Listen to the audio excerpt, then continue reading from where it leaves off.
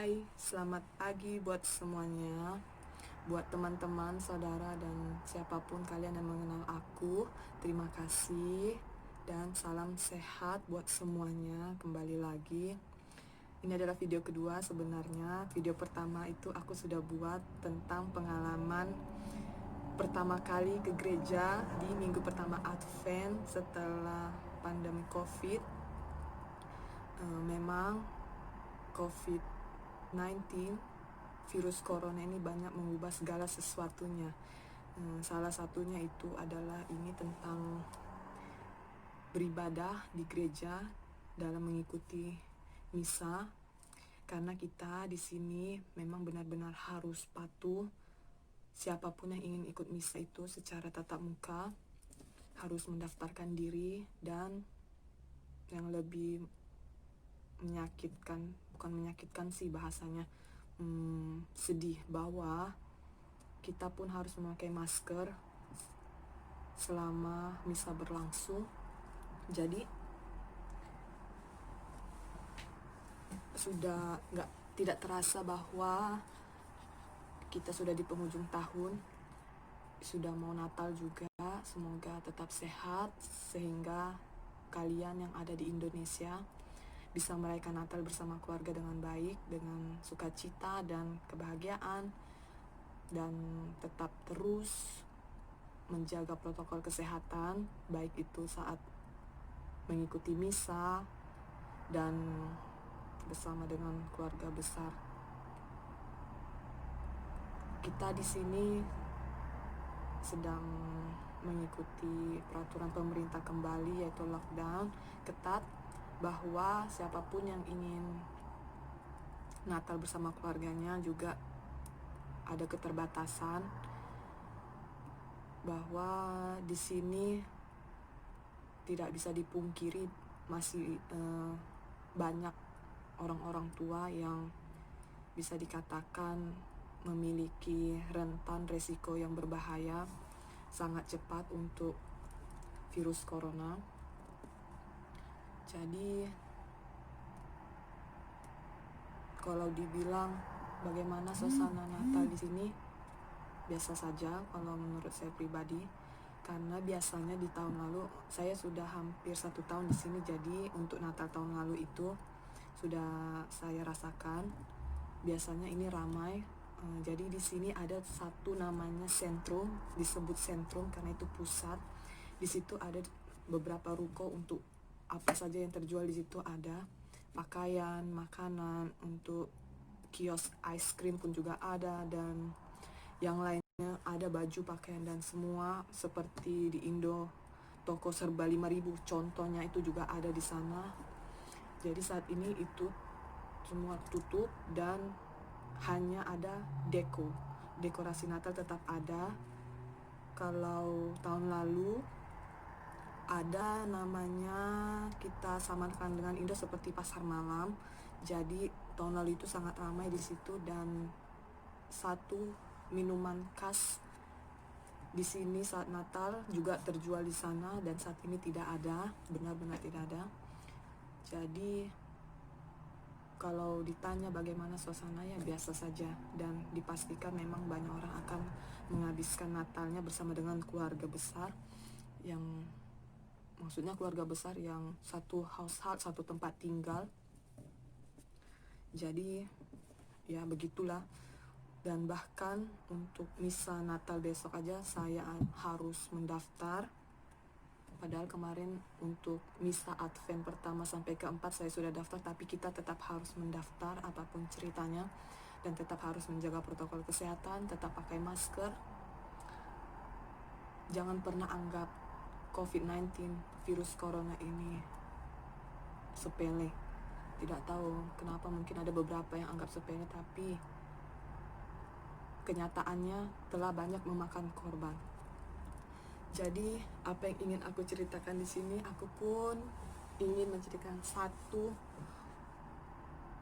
kisah yang benar-benar membuatku rindu akan suasana misa di Indonesia. Maksudnya seperti misa di stasi dan ataupun di paroki saya waktu di Indonesia. Jadi hampir 1 tahun di sini. Sebelum covid ada, memang udah ikut misa di gereja Katolik lokal, dan ada banyak perbedaan yang sangat mencolok. Untuk misalnya, aku tidak tahu apa yang dipakai mereka, ritus liturgi apa yang dipakainya memang tidak sama.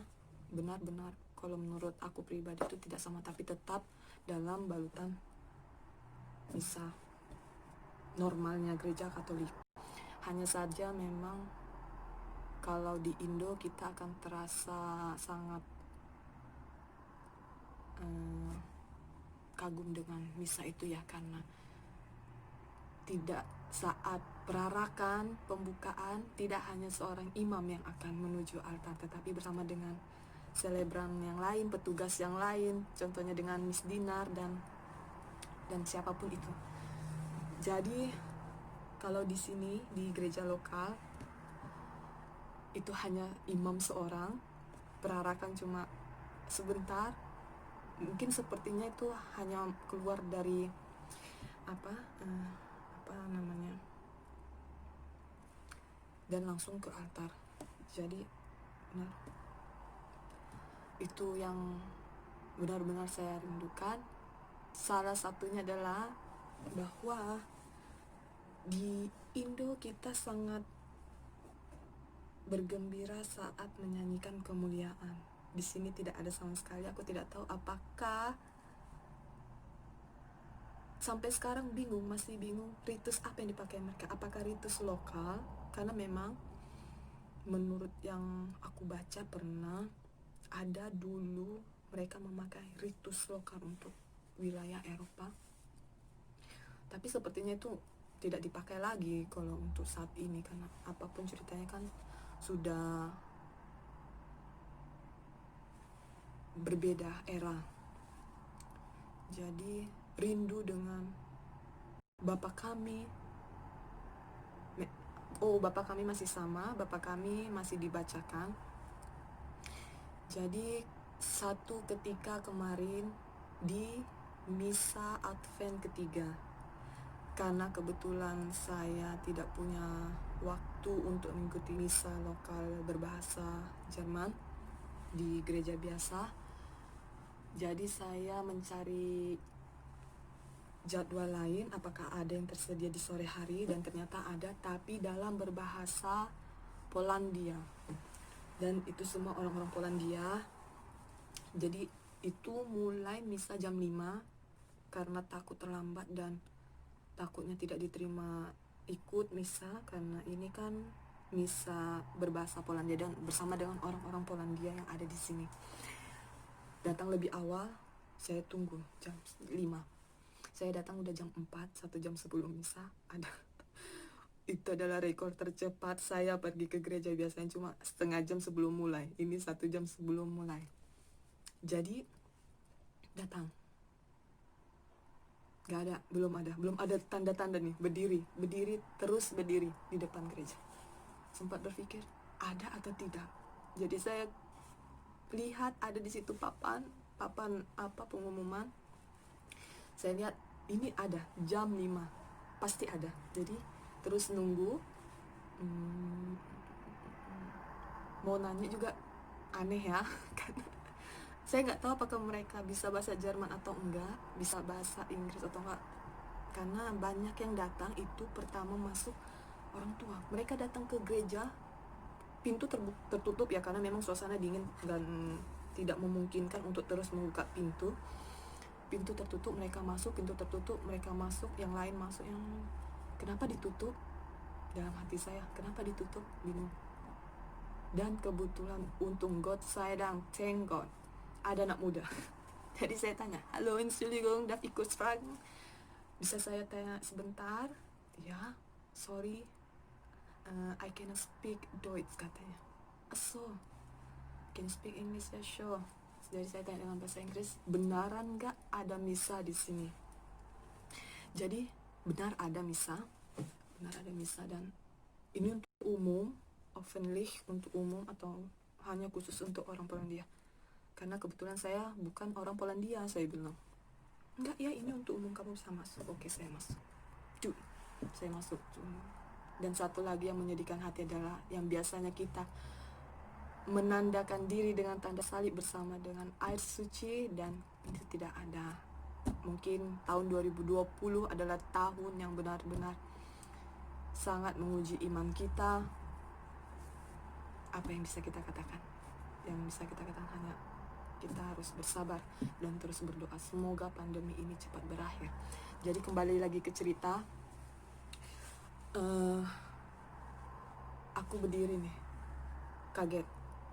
Pertama nulis daftar dulu, tulis daftar nama, di mana kamu tinggal, nomor telepon, alamat.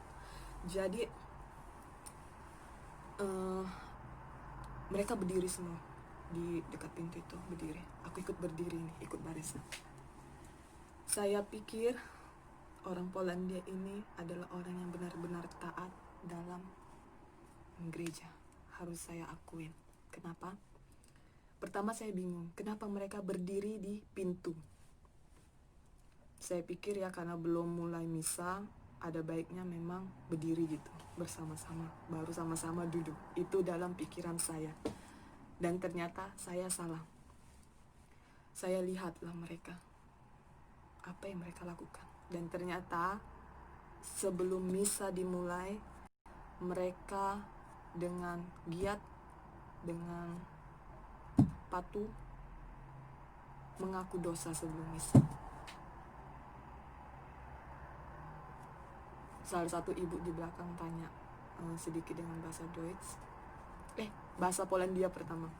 Saya tidak tahu apa, tapi dia menunjuk ke arah pintu di mana orang harus masuk untuk mengaku dosa. Nein. Enggak, saya enggak masuk, saya bilang gitu. 15 menit aku berdiri di situ.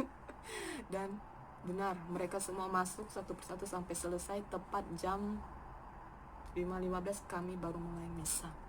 Dan satu yang aku senang dari mereka itu kemarin, bahwa mereka benar-benar berlutut dan menandakan diri dengan tanda salib. Yang berlututnya itu tidak setengah-setengah, benar-benar berlutut dan tanda salib baru mereka duduk. Itu orang Polandia. Jadi selama misa memang aku tidak paham apa bahasanya, tapi aku sangat menikmati, sama seperti di Indonesia. Semua ritusnya sama, perarakannya sama, ada misdinarnya sama, semua sama. Jadi aku seperti di seperti di Indonesia kemarin. Ada Mazmur tanggapannya, ada bait pengantar Injilnya, ada semuanya. Ada kemuliaannya, ada Bapa Kaminya, ada anak domba Allahnya, semua. Karena kemarin memang ada dikasih satu selembaran, dan aku berusaha untuk sedikit memakai Google Translate, dan emang benar itu kemuliaan Bapa Kami dan semua ada itu. Bahkan syahadat doa umat ada. Nah, jadi itu sedikit pengalaman dari aku soal gereja. Tinggal di Eropa, khususnya di sini, di mana aku sebut tadi, di negara ini, tidak seindah yang dimimpikan orang.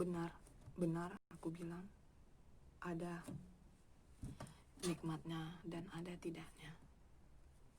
Apalagi di sini khususnya untuk gereja tidak didatangi oleh anak muda, tapi orang-orang tua. Anak-anak muda itu tidak ada di sini, di gereja tidak ada. Itu adalah pertama kali yang aku saat datang ke gereja, aku mencari di mana anak mudanya. Tidak ada, orang tua semua. Jadi ada berapa orang kemarin aku tanya, kemana anak mudanya?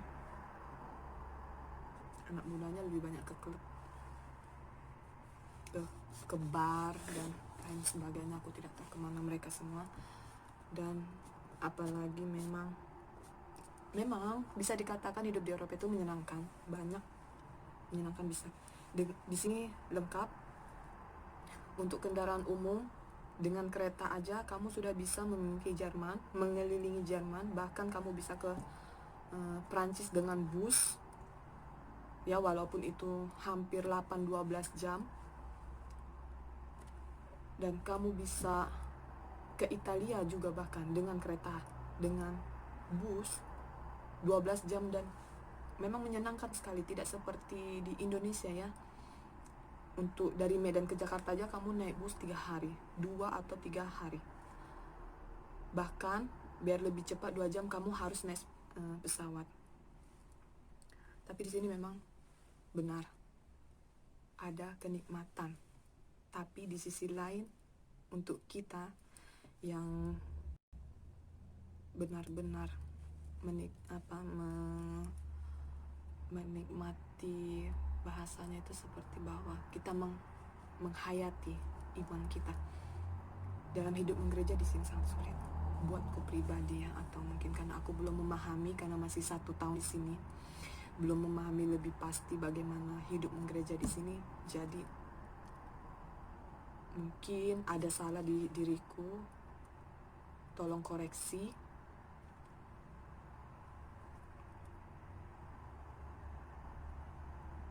Benar bahwa bisa dikatakan ya, gereja Katolik terkenal dengan sifat tradisionalnya, yang dimana dengan orang-orang muda Eropa pasti ya tidak akan bisa menerimanya dengan cara berpikir yang sudah maju dan tidak bisa mengikuti sifat tradisional dan membosankan. Tapi jangan salah bahwa orang muda Indonesia masih jauh lebih ya saya dikatakan lebih sempurna dalam kegiatan gereja, semangatnya lebih baik dari di sini. Tapi apapun itu, kita tidak boleh menghakimi satu sama lain. Yang kita harapkan bahwa semoga kegiatan menggereja kita tetap berjalan walaupun di situasi seperti ini, di situasi pandemi yang seperti ini.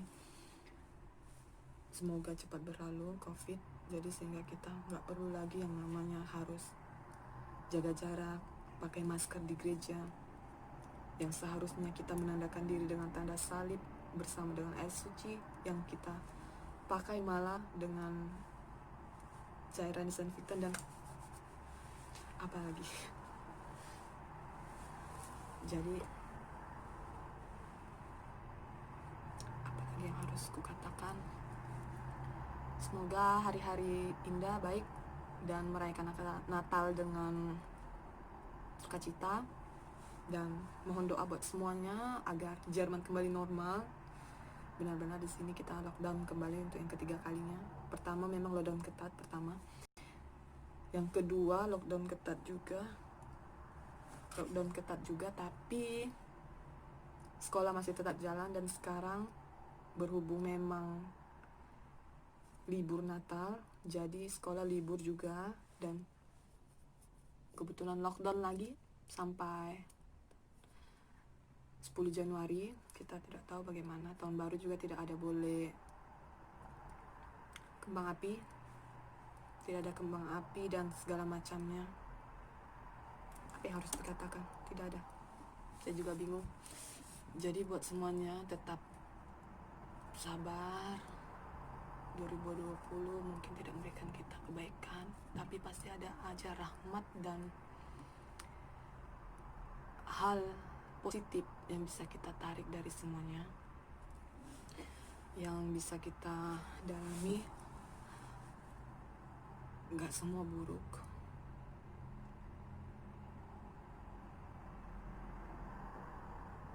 Dan harapan bahwa tahun depan jauh lebih baik. Kita ke gereja gak perlu daftar-daftar lagi. Bisa salam damai. Jadi kita di sini selama COVID memang tidak ada salam damai, hanya senyum-senyum karena pakai masker. Jadi menandakan bahwa kita memang menerima damai dan menyebarkan damai kepada orang dengan gini, pengganti salam damai. Jadi ada banyak hal yang ingin dibagikan sebenarnya. Jadi kalau kalian tertarik dengan videoku, silahkan tonton. Kalau ada yang salah tolong dikoreksi, namanya juga belajar. Dan kebetulan memang hari libur, tidak banyak kegiatan, jadi masih bisa sedikit berbagi apapun itu, agar menjadi pengalaman buat semua yang tertarik. Semua dimanapun kita tinggal, kalau kita menikmati dan menghayatinya pasti menyenangkan. Tapi intinya harus tetap mensyukuri apapun itu yang kita dapatkan. Jadi buat semuanya terima kasih. Aku tidak tahu lagi harus ngomong apa, karena memang ini tidak keahlianku dalam membuat video. Hanya saja memang aku kemarin sedikit senang dengan ritus Polandia itu, dan saat pulang aku dapat ini. Gak tahu ini apa, tapi kalau dibuka ya seperti ini. Ini dari apa? Sehabis misa kemarin. Nggak tahu. Kayaknya roti atau apa, nggak tahu. Tapi aku belum makan. Dan masih seperti ini aja. Mereka senang banget tuh membagikan ini kemarin. Senang. Jadi semuanya terima kasih buat semua. Salam sehat, tetap semangat, dan terus cuci tangan yang rajin. Jaga jarak, disinfektan, apalagi selamat Natal aku ucapkan semuanya terlebih dahulu, karena aku tahu saat tanggal 24-25 kalian sibuk dan mungkin tidak akan menonton videoku. Jadi aku ucapkan selamat Natal yang baik, semoga tetap sehat, dan apapun itu tetap syukuri apa yang ada. Jadi kalau ada yang bilang, Ignatia enak ya tinggal di Eropa, aku cuma bisa kayak gini aja. Gatal semua. Oke. Apalagi mau diceritakan? Udah ya. Dah, cus. Terima kasih semuanya. Selamat Natal dan tetap sehat sampai menuju tahun baru.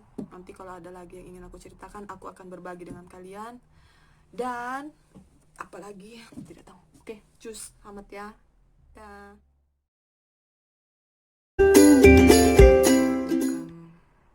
Apa yang mau aku ceritakan? Kebetulan juga tidak ada kegiatan, tapi aku mau cerita sedikit kemarin soal yang perekonomiannya baik, tapi secara jujur buat aku pribadi ada suatu kekurangan yang tidak bisa aku tolerin. Masih ikut korban dan banyak merugikan orang, khususnya hai, selamat pagi. Apa kabarnya semua buat teman-teman yang ada di Indonesia dan dimanapun kalian berada. Gak, tapi bukan soal hal-hal yang lain. Ngomong apa